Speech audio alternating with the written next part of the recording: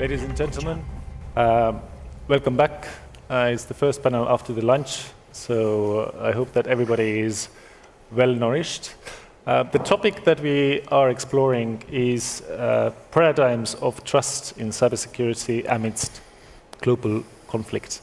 I'm honored and pleased to introduce you very briefly the panel. We have Madam Josephine, Minister for Communications and Information of Singapore. We have Deputy Prime Minister Iurie Țurcanu, on charge of digitalization of Moldova. We have Janusz Cieszyński, who is the Secretary of State and Government Plenipotentiary for Cybersecurity in Poland. We have Roberto Viola, who is the Director-General for Communication Networks, Content and Technology in the European Commission, and we have Senator Kenneth Pugh from Chile. My name you already know. Indeed, I'm the Executive Director of the Cybersecurity Agency for European Union, and my job today is to moderate this panel. Before we start exploring the present, perhaps it's wise to take a few steps back and look at the past and where we come from. Cybersecurity as a discipline has transformed tremendously. Indeed, if I look at the name of my own agency, it started off as European Network and Information Security Agency, and now it's called the Cybersecurity Agency. We are not only looking at how to protect data and information, but also we are looking at security of appliances. We look at security of supply chains. The attacks on our critical sectors and also the attacks against the very foundations of our democracies have forced us to understand and take account the new threat vectors that have emerged. So one question for the first kickoff question for the panel would be really, how do you understand this transformation? What do you see, and how have your governments and the private sector responded to this change of paradigm in cybersecurity in the last decade? And I would like to kick off the discussion by giving the floor to Minister Theo. Thank you very much, and it's a pleasure to be back at the Tallinn Digital Summit. I recall that last year, when I attended the Tallinn Digital Summit for the very first time, it was also on this stage that we discussed for the first time the concept of trusted connectivity. And at the time, I had suggested that given how much our economies have digitalized, it was probably a good idea for us not to assume that all of our investments in cybersecurity have provided enough cover. And so at the time, I suggested that we should perhaps think of our systems as having been breached. And this concept was to assume breach. And so with that as a paradigm, then our actions will have to shift. Our actions will have to shift, from just defending our systems, but also to think in terms of how we can recover from any incidents, and over time, to build greater resilience. Of course, at the time, we did not expect that there would be a war in Ukraine. And at the time, we did not know that its effects would be so wide-ranging if any conflict were to happen. But the turn of events have just demonstrated to us how true these risks are and how much more we have to work together to try and protect our front lines, as the President of the European Commission very eloquently reminded us yesterday, that for modern economies, really protecting the lifelines requires us to put full attention on cybersecurity. You asked the question of how the landscape has changed over the last 15 years. Well, 15 years ago, around this time, we were all quite excited with 3G. And today, if you look at just Singapore, one of many countries with 5G services, we already have 50% outdoor coverage. In fact, as I was landing in Frankfurt, I was quite tickled to see on my phone that it says 5G. And at the same time, 15 years ago, the iPhone was a very new device. It was just about to be launched. And today, you're talking about a company like Facebook having decided to call themselves Meta. And having invested in the Oculus and building the metaverse. So the extent of digitalization has picked up speed, and there's no sign of it slowing down at all. What does it mean for ASEAN and my part of the world?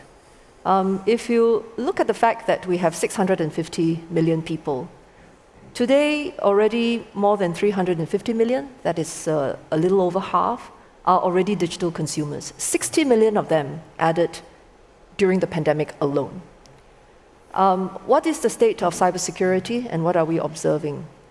I can only say that we are all still in catch-up mode. And in my many conversations with counterparts, there is the awareness, and that is the encouraging part. But I think there are still some challenges, and some very important areas are still work in progress. Domestically, I would characterize them as the 3C challenges. The first C is clarity of roles and responsibilities. Quite often, governments have not quite figured out who is responsible for cybersecurity and how to get the work organized. The second is in terms of our capacity to act through legal means as well as regulatory measures to protect our system better. If you do a scan around the world, many countries still operate without a cybersecurity law. And what it also means is that some of our interventions are going to be limited as a result. Rules and regulations aren't everything, but they are a foundation, they are a starting point. And the third C, I would say, is capabilities to act.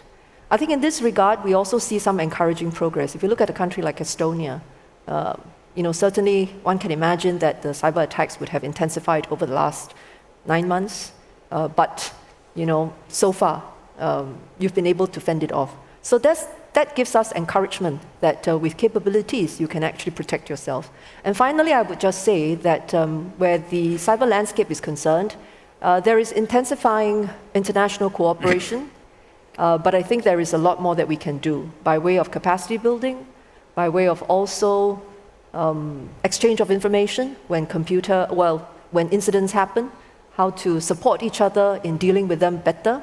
And I think a very important thing is that we must live in a world where there are rules and norms of responsible state behavior. Yeah. This is still an area that I think has a lot of room for us to improve on.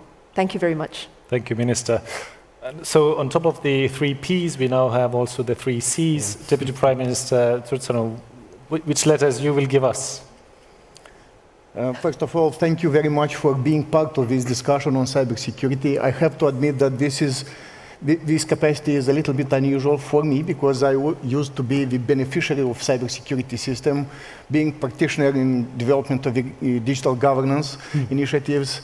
And as any other country, we had on our agenda a pretty intensive pack of projects for digitalization, for making things more convenient to people. For many long years, we developed a lot of services, centralized platforms, and suddenly we found ourselves in a situation when our cybersecurity system revealed to us our vulnerability as nation when we confronted these challenges, first of all the pandemic, and we found that the investments we did in digitalization were insufficiently backed up by the measures we needed for cybersecurity. And recently we were under a complicated attacks and very intense attacks from Russia, from a pro-Russian group of hackers, Killnet, on all our infrastructures, and once again we found ourselves kind of unprepared for such challenges. This happened because, and we survived, and why we survived is because we put in place a bunch of centralized services. Moldova being a small country, we had to reinvent ourselves in terms of digitalization. We had to invest more in centralized platforms and to deliver security as part of cloud service delivery, because of most of the services were being delivered as part of the cloud service delivery model. And that was our kind of salvation in case of these complicated and very challenging times. What we have to do, and this three Ps. They're very actual for us. So what we did in the very first place when on 24th of February, when we were hit by that war, which we are very much were involved in that because of people coming into our country from Ukraine, and this massive exodus of Ukrainians going through Europe. They came with different technologies for payment, different technologies for presenting their official acts. So we had to create this interoperability, and you never know who you are allowing into the country because of this incompatibility between digital systems. So we had to get in contact with our Ukrainian government and to think on our way what kind of security measures we have to put in place. This led us to the situation when we in a very short time with a team of the Deputy Prime Minister for Digitalization from Ukraine adopted DIA documents, DIA official documents, to be allowed for travelers and for confirmation of and proof of identity. So these incidents, we didn't lose any data, but it is clearly that without any partnership, that's one P, without partnership with private sector, which is pretty much in our agenda now of cybersecurity, and without the prepared people, we would not be capable to survive the next kind of attacks. We survived this time, but we were exhausted. We were at all our limits. What we are putting in place right now, with help of Estonian government, with the help of e-Governance Academy and European Union, it's a multi-layered cybersecurity system which has a technical layer, institutional layer, legal framework, and even sustainability layer, because in countries like ours, usually cybersecurity is financed using residual model. So this means that if some finance is left, it goes to cybersecurity. If not, then you have no investment in that. And usually nothing is left. So we have to deal with such a complexity. So thanks to partnership and thanks to these discussions, this connection we've made during these days, and I'm here with many colleagues responsible for cybersecurity in the government, we will succeed to create a much more robust cybersecurity ecosystem in our country. Thank you very much. Deputy Prime Minister, Minister Cieszyński, what is your experience if you look back and you see what your government has done to address these challenges? There's a very good American film called Jerry Maguire, and one of the most famous scenes in it is when a star player talks to his manager, and he makes one very important and personal request: show me the money. And what I've just heard is one of the examples. I think that one of the bedrocks of NATO, the military alliance, which is the fundamental instrument of strength for the Western world, is the fact that to be in NATO, you should contribute toward building your capacity. I think in cybersecurity, we have many answers towards what should be done to improve the resilience and the cybersecurity of our critical systems, of our societies, because all of us can be victims of cyber attacks that, while maybe not being a huge issue on the country level, it is obvious that a lot of this money goes to financing other operations which can then attack our freedom. So I think if we are to be serious about cybersecurity, we have to be ready to invest. Yeah. And there are some politicians on the stage here, so we all know that investment in cybersecurity is not the easiest way to win the elections.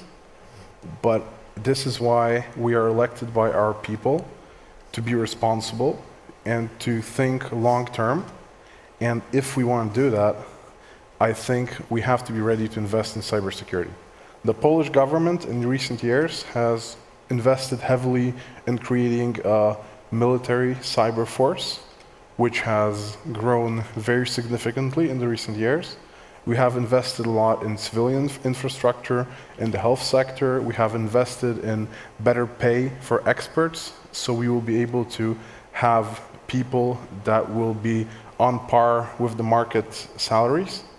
And these were things which were hard, didn't bring us any fame, but it is these things that will change the future of cybersecurity in Poland. And I hope that we will have support on the European level to make this happen on a European level as well. Thank you. Thank you, Minister.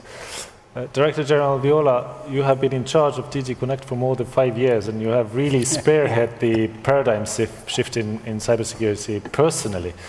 Now, looking back, I mean, what are the achievements that you're most proud of, and where are the areas where you believe we didn't really manage to make this shift that is necessary for us to tackle the new challenges? Thanks, Joona, and good afternoon, everyone.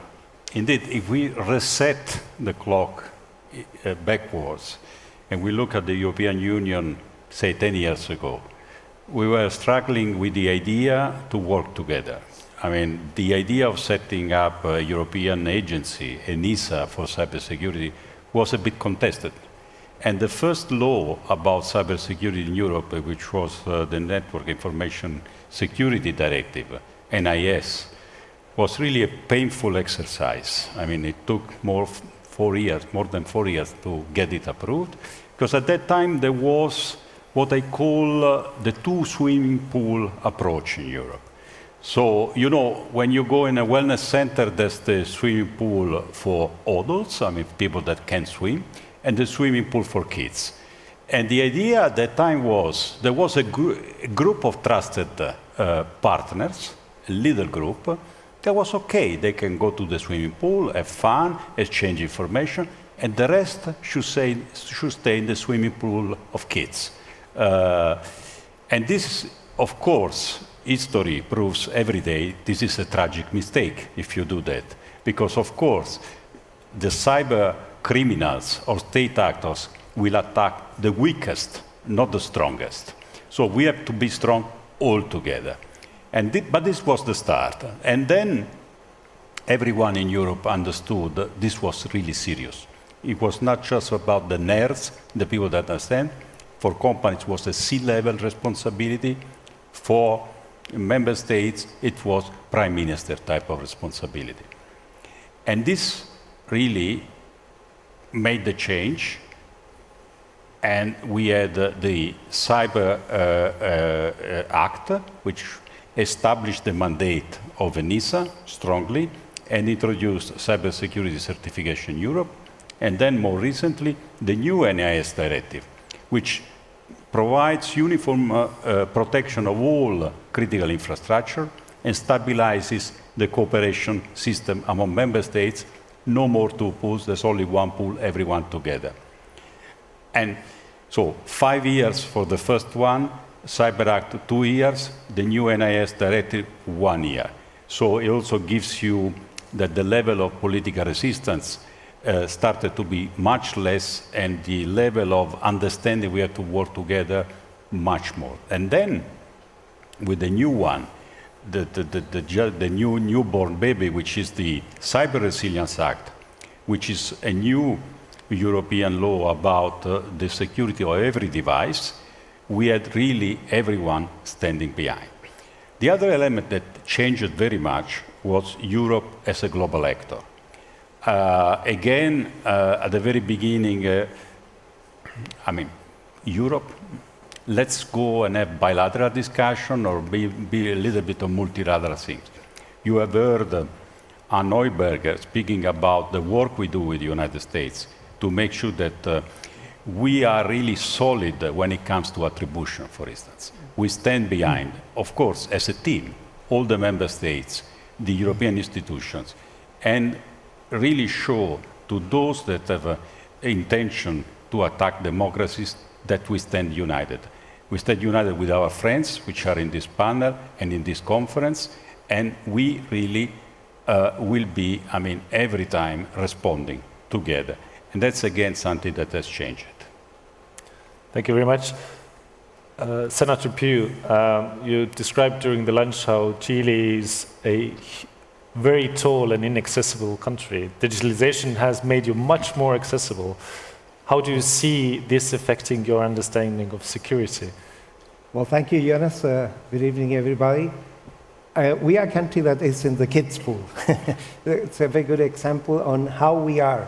Chile advanced very fast in digitizing the country with fiber optic, submarine fiber optic, 5G. We're doing it very well, 90% of the population connected. But we found breaches. And one is the talent breach, especially in women. There's a gender breach in women enormous. 50% enter careers, digital careers, 12% is in cybersecurity. Now, our main problem in cybersecurity is because we don't have yet a governance, and we're working on that. We're passing a law in order to create for first time a complete ecosystem. And when I say complete ecosystem, goes from data protection to protection of critical infrastructure, critical information infrastructure. But you need interoperability. There's no way you can build something without digital trust.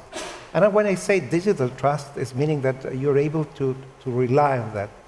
To have partners that can be reliable partners, you need first for them to have their own digital infrastructure. And that cannot be done alone. There's no single state that can, well, could be a few, but we need the public-private partnership.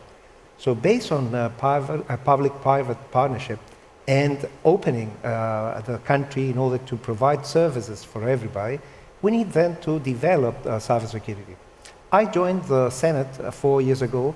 I have my tenure for 8 years, so I'm in the middle. But before that, I was 4 years retired. I was a naval officer. By trade, I'm an electronic engineer. I became a vice admiral. I went to many operations to fight the world the way we knew it, the conventional war. Now the wars are different, and that's the first conclusion. We are in a physical and digital world, phygital, and it will not spread anymore. So we are all together, and we have to have this concept. So we have to increase the knowledge. The cyberspace is very complex. We all need each other, but we need to trust the ones that are doing it. And for that, if I can say something, it's collaboration. In cybersecurity, you do not compete, you collaborate. And collaboration is essential. For attribution, for instance, everybody can get information and get it. For sharing vulnerabilities, especially the 0 days vulnerabilities, some countries want to keep them because it's a weapon, we understand that. But once you know that there is a threat, we have to act. And specifically for state actors, the advanced persistent threats. And we have seen them fighting every place, even attacking us, attacking our banks, because they get the funding for the Rouge or Black operation. So we are all in the same business. It's not just the war of Russia against Ukraine isolated here. This is a global war, and in the cyberspace it's affecting us. We received an attack, a Russian attack a week ago to our justice system completely, and wanting money, because, well, they need to collect money all around the world. So everybody must be prepared, and in the way we're doing, we want to be as much as possible as followers of the European Union.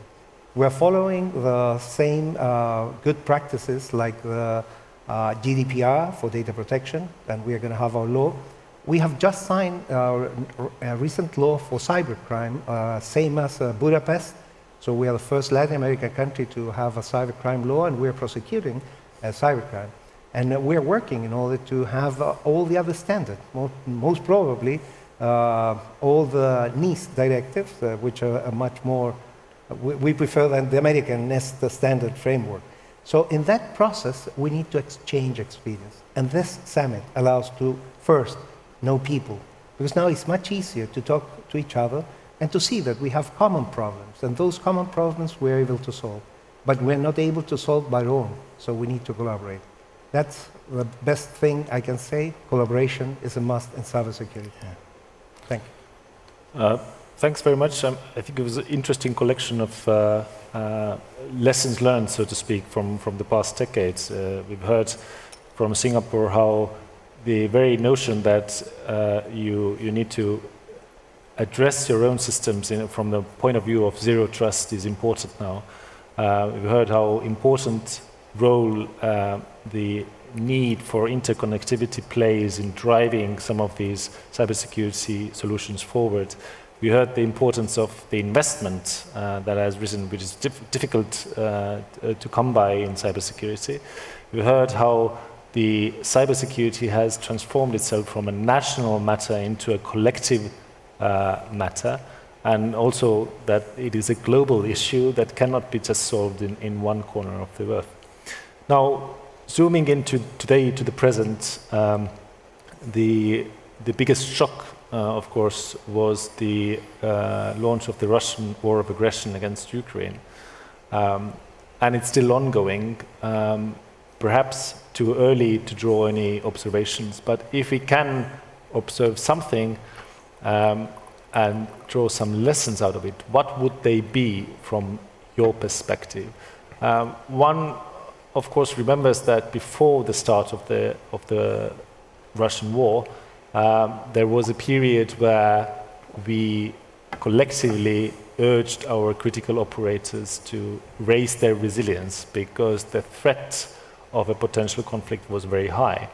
And indeed, they did a lot of stuff in order to make sure that they are capable, that they know what is going on, and they have procedures in place in order to respond if something should happen. Now, 9 months forward, last week, actually 2 weeks ago, I saw an article from Financial Times titled "The Russian Cyber War That Wasn't." So, were we wrong to ask our critical operators to raise their resilience? Did we miss something? Or actually, are we still on the zone of being in the middle of acute danger and we actually should do even more than we've done? Let's start now from the other side, and I would like to give floor actually first to the Director-General to give us a European perspective. Thanks, Juhan. You use this nice way of looking at the situation, the war that wasn't, or was it a war, or is there a war? Cybersecurity is not traditional warfare. Things are much more complicated, more blurred. A ransom group might look like a kind of gang, or maybe there's a state actor behind, who knows. Every day we have, and you know better than anybody else, very important ransom attack. Yesterday, 3 important hospitals in Europe have been attacked. So that's why, first of all, we could be happy that nothing devastating happened, but this is not a kind of now let's be relaxed and let's think that everything is normal, because it's not normal, the situation we are living. So we have to remain united, vigilant, and reactive. Reactive means work with the private sector, because that's another element which is very important in cybersecurity. You heard it also from Anna. In traditional warfare, you have professional army. That is your first line of defense. In cyber, it's so complicated that you always need the private sector to step in as quickly as possible, because time was the essence. So, what Janusz mentioned before, it's the common reflection that is we are doing on how to create, for instance, the possibility of a fund for member states who have a very rapid access to private sector, and we thank a lot ENISA for this cooperation. So we remain in this phase extremely attentive, extremely vigilant, and we know that the next day could be different from the previous day, and we need to be prepared. The other thing which it's complex, and we continue watching it and trying to, mitigate the effects of, is the hybrid warfare which is going on, which was referred to in a panel this morning, information warfare, where the European Union has been firm in the sanctions, for instance, to stop Russian propaganda in the European Union. We try to work again with the private sector with a new code on disinformation to take all the mitigating measures which are possible. And again, this is, of course, a ground which is extremely complicated because it's about freedom of information, which is one of the things we respect most, all of us here, because we are democracies. So in democracies, it's so complicated to fight the information warfare because you cannot use the same weapons of your opposite or your opponent. So that's where also we are really active. And again, it's a kind of sophisticated scenario where responses and actions have to be done properly and with the tools and instruments of democracy. May I add to Roberto's comments, because they are quite aligned. I think it would be unwise for us to start letting our guard down. 9 months into a conflict, and I think there are occasions where we feel that the elements of cyber warfare may seem underwhelming. But I will share 2 reasons why I think there are still very high risk factors that we must take into consideration. But first, by way of background, what Singapore decided to do.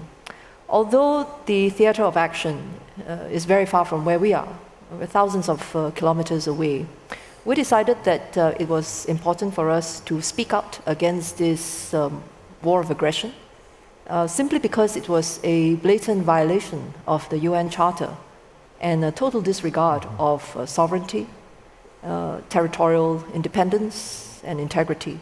So this is not something that we can keep quiet about. And in fact, we decided to also impose sanctions on equipment as well as funding that may assist in the war effort. And also understanding that when it comes to cyber warfare, distance is not a barrier. We do so understanding that there is going to be some degree of risk to ourselves. But it was the right thing to do, and we went ahead with it. But the 2 reasons I think we must not let our guard down is that if you look at how some of the incidents have happened, one thing that is quite clear is that there are spillovers on non-targets that can affect any one of us. A very good example is the Viasat's satellite system being breached. Now, its original intent was to disrupt telecommunications and internet service availability to Ukrainians.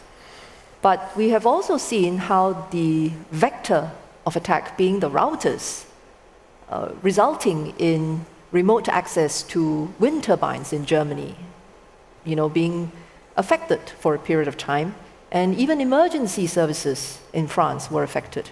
Of course, there was a recovery, but it was not as though there was no impact.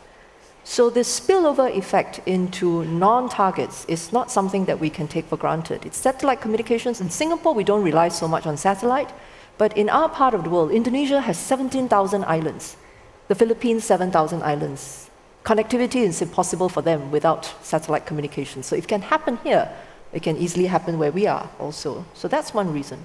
The second reason is that we've also seen how, what could be non-state actors, we don't really know the whole,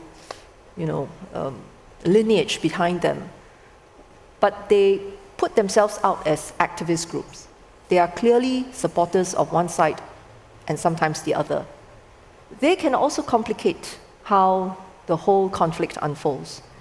I think Deputy Prime Minister talked about KillNet. In Asia, Japan was a target. of their actions. And I was on constant, exchange with my counterpart, and I think they were able to resolve it in a matter of, I think, hours, if not, maybe days. But they resolved it. But still, the risk is non-trivial. I think if countries like ourselves said that, we don't have to worry so much, it's underwhelming, I think that would be a big mistake. Another very important factor, which Roberto also mentioned, is that the disinformation, the warfare that is being perpetrated in that regard, in fact has the risk of being even more damaging. Because it has the ability to weaken resolve, it has the ability to also exploit fault lines within society and cause division that will eventually affect how we treat conflicts that are far away. And yet, in this digital age, we cannot think of the warfare as being far away. We have to think of them as being very close to us, because distance is no barrier. So I think this is something that we have to keep in mind. Thank you very much, Minister. Well said. Is this why you said, Senator, that the Russian war of aggression in Ukraine is a global war?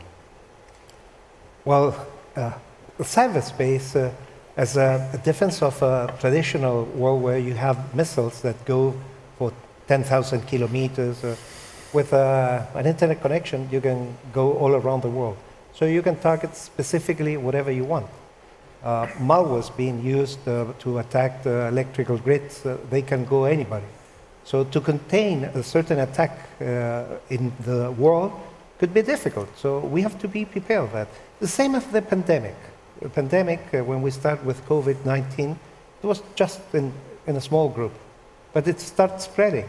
Now, a certain type of attacks and viruses, they can do whatever they know to do in industrial systems. And because of interdependency, it's easy that it goes from one point to another point, not being part of the attack. It's because of the companies are connected. So actually, the dependency that we have, everybody connected, make us more vulnerable. What is the message? We have to be prepared. The weak link could be the attack vector, could be the base where the information is coming from one side to the other. So to prevent that, we need everybody to be at the same level. And for that, not only regulations, we were talking about regulation, we need to do training.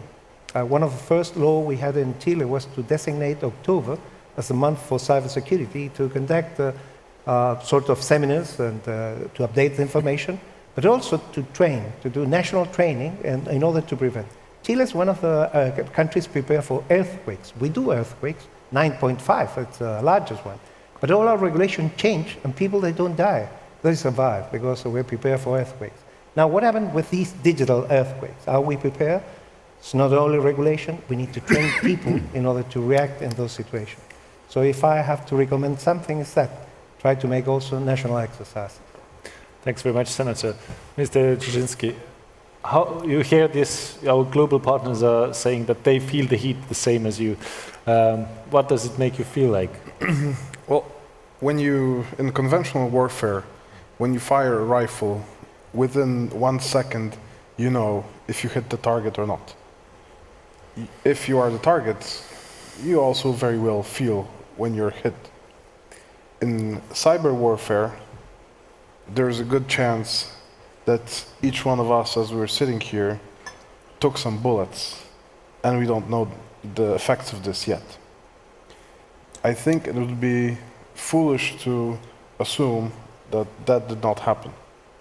And I think if we are serious about our jobs, we have to consider the possible consequences of that, because there's an app which shows you the air raid alerts over Ukraine. And I went back a few days and I looked at, for many days, it was, in some parts it was just maybe 40 minutes a day, 30 minutes a day, some days even no air alert.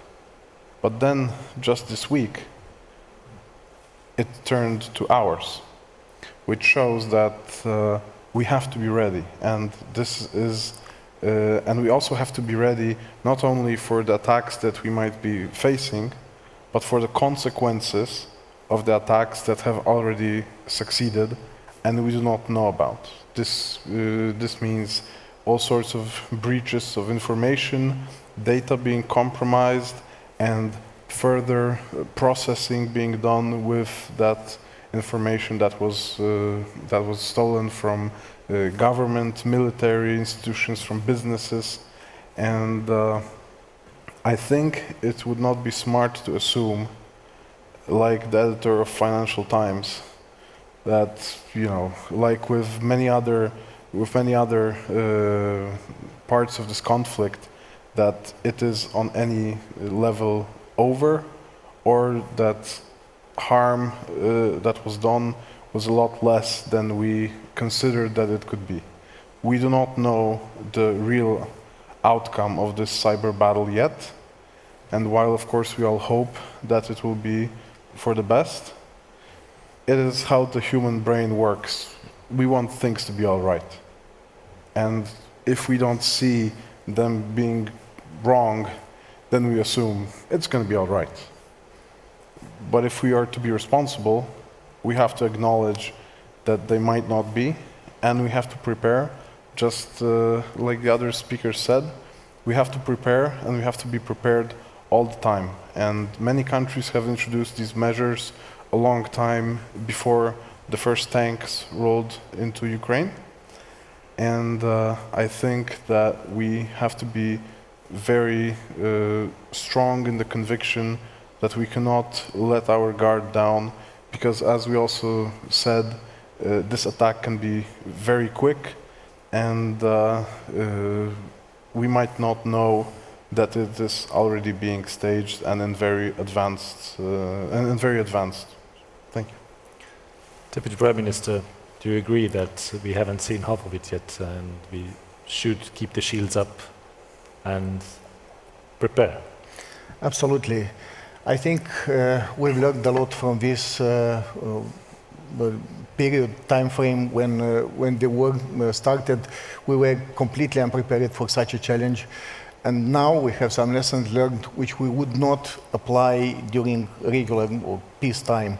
So when we were discussing business continuity and the continuous of operation of different authorities, we never brought as an example what if a missile will hit one of the data centers or one of the critical infrastructure of the country.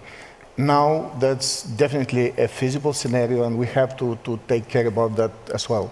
So one of the lessons learned, since Moldova is small, since our information data center infrastructure cannot naturally follow all the standards, placing data centers on different tectonic plates or something like that.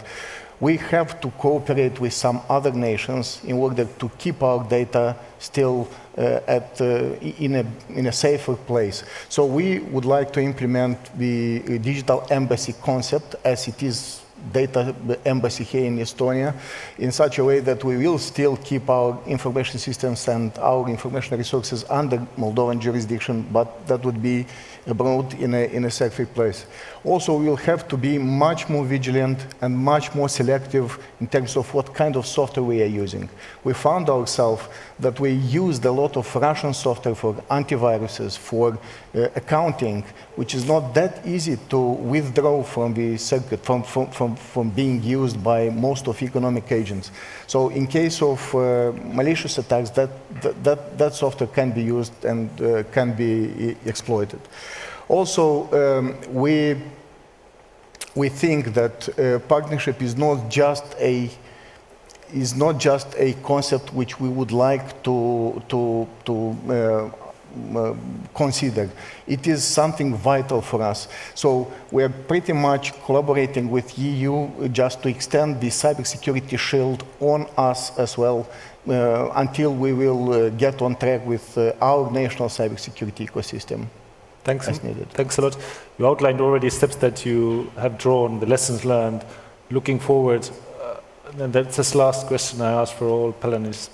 What are the steps that you think that we should now do. And I'll start with Director-General Viola, because I know that he has to catch the plane and leave at 2 o'clock. Thank you very much, and apologies for this. Well, the steps we want to have in the family of the European Union and with our partners is to be strong in 3 directions. We already spoke about governance, which is very important. International norms, governments, trusted friends, also trusted partners in terms of information exchange, reflex to attacks, and the way we should have a posture vis-à-vis the rest of the world. The second element is technology. I mean, this is cybersecurity, it's about technology.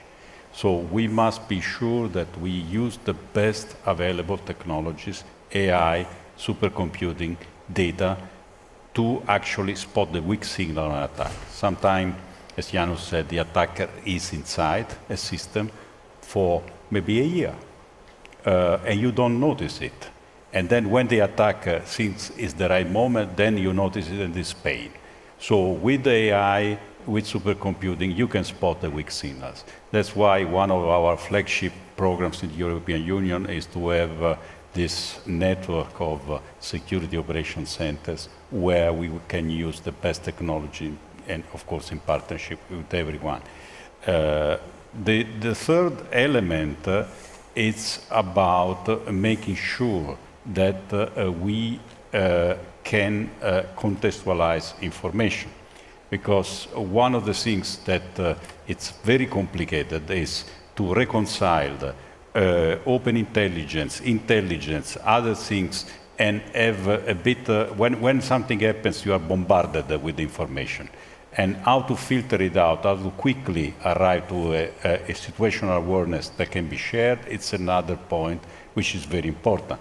And that's why whatever mechanism at European level and international level with partners we can have to have situational awareness almost in real time, it's very important. It's precisely 2 o'clock, so congratulations in our long week. Senator, what is your lessons learned the way forward? What we should do? Well, for us, it's governance for a cybersecurity environment. It's not just an agency. We need everything, even talent, creation of talent, like the one you're doing at Bucharest, the Cybersecurity Competence Center to take all the investigation, or in Leon with the National Institute of Cybersecurity. Talent is the second one. And the third one is training, but training, getting results. I would like my team to be here at Lock Shields and winning it. So if we can do governance of an ecosystem and people, that is the most valuable asset, we're going to be able to face every challenge. Technology will change every year, so we have to be prepared. It's the people, the one that we need to be prepared for that. That's it. Thank you very much. Minister Thiel. Well, I think all of us can agree that we cannot fight this century's war using last century's tools and weapons. And so I think in a nutshell, all of us are trying to prepare for tomorrow, today. And this extends to our own capabilities, it extends to our own skill sets. And the more we are able to share notes, the more we are able to exchange ideas on how to do this more effectively, I think we're all the better for it. And that's what we should focus our attentions on. Thank you very much. Mr. Cieszyński. So I think the most important thing is people, and by people I mean 3 levels.